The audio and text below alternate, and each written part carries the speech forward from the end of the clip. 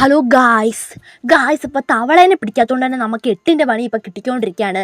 കാരണം ഇവന്മാർ നമുക്ക് ഓരോ ആഴ്ചയിൽ പണി തന്നുകൊണ്ടിരിക്കുകയാണ്. അപ്പം പണി എന്താണെന്ന് ചോദിച്ചിട്ടുണ്ടെങ്കിൽ കണ്ടോ, നിറച്ച് അവന്മാർ നമ്മുടെ കുളത്തിലൊക്കെ മുട്ടയിട്ട് നല്ല സൂപ്പറാക്കി വെച്ചിട്ടുണ്ട്.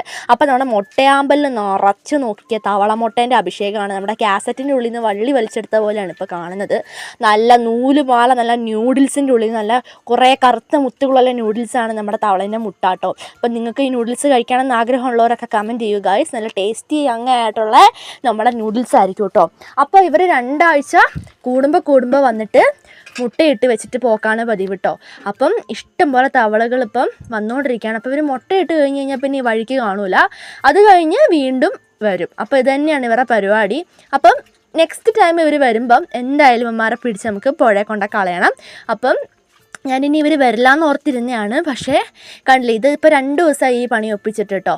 അപ്പം ഈ തവള മുട്ടൻ്റെ വീഡിയോ എടുക്കണം ഞാൻ ഇന്നലെ ഓർത്തതാണ്, പക്ഷേ ഞാൻ മറന്നുപോയി. അതുകൊണ്ട് ഞാനിത് ഇന്ന് വീഡിയോ എടുക്കാൻ വേണ്ടി വന്നിട്ടുണ്ട്. അപ്പോൾ ഈ മുട്ട ഇങ്ങനെ കുളത്തിൽ കിടക്കുന്ന കണ്ടു കഴിഞ്ഞാൽ അപ്പം തന്നെ നമ്മൾ റിമൂവ് ചെയ്യണം, അല്ലെങ്കിൽ നമുക്ക് പണി കിട്ടും. കാരണം നിറച്ച് വാലുമാക്രികളായി കഴിഞ്ഞാൽ പിന്നെ നോക്കുക വേണ്ട. വാലുമാക്രികൾ വലുതായി കഴിഞ്ഞാൽ പിന്നെ രക്ഷ ഉണ്ടാവില്ല ഗായ്സ്. നമ്മുടെ ഉള്ള മീൻ കുഞ്ഞുങ്ങളൊക്കെ പിടിച്ച് നിന്ന് കളയും തവളകളായിട്ട്.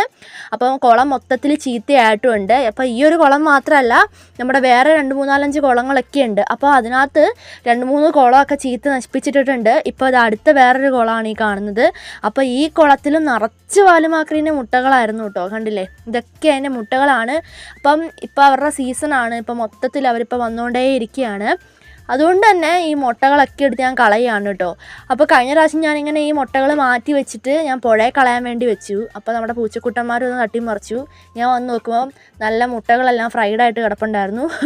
അതുകൊണ്ട് തന്നെ കളയാൻ പറ്റിയില്ല. അപ്പോൾ ഇപ്പം തന്നെ ഞാൻ കാണുന്ന മുട്ടകളൊക്കെ കളയാണ്. അപ്പോൾ ഞാനിതിന് മുമ്പ് വേറൊരു വീഡിയോ ഇട്ടിട്ടുണ്ടായിരുന്നു. നമ്മുടെ കുളത്തിൻ്റെ സൈഡിൽ വൈറ്റ് കളറിലുള്ള മുട്ട ഇങ്ങനെ നല്ല എന്താ പറയുക, കുറച്ച് വിയേർഡായിട്ട് നമുക്ക് തോന്നിയിട്ടുണ്ടായിരുന്നു. അപ്പോൾ അത് ആക്ച്വലി നമ്മുടെ ചൊറിയൻ തവളേൻ്റെ മുട്ടയല്ല, അത് നമ്മുടെ ഇറുക്കിക്കെട്ടീൻ്റെ മുട്ടയാണ് കേട്ടോ. അപ്പോൾ അതിങ്ങനെ കണ്ടാലും നമ്മൾ എടുത്ത് കളയണം. അതുങ്ങളും ഭയങ്കര പ്രശ്നമാണ്. കാരണം നമ്മൾ കുളത്തിൻ്റെയൊക്കെ അടുത്തേക്ക് വരുമ്പോൾ പെട്ടെന്ന് ചാടി കഴുതയിലേക്കൊക്കെ ഇരുന്ന് കഴിഞ്ഞാൽ നമ്മൾ സത്യം പറഞ്ഞാൽ ഞെട്ടിപ്പോകും കേട്ടോ.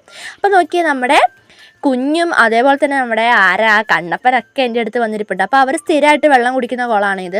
അപ്പോൾ അതിനകത്ത് നമ്മൾ താമര വലിയ കാലത്ത് കൊണ്ട് നട്ടു, പക്ഷേ ഒരു കാര്യമില്ല, താമരേൻ്റെ അഡ്രസ്സ് പോലുമില്ല.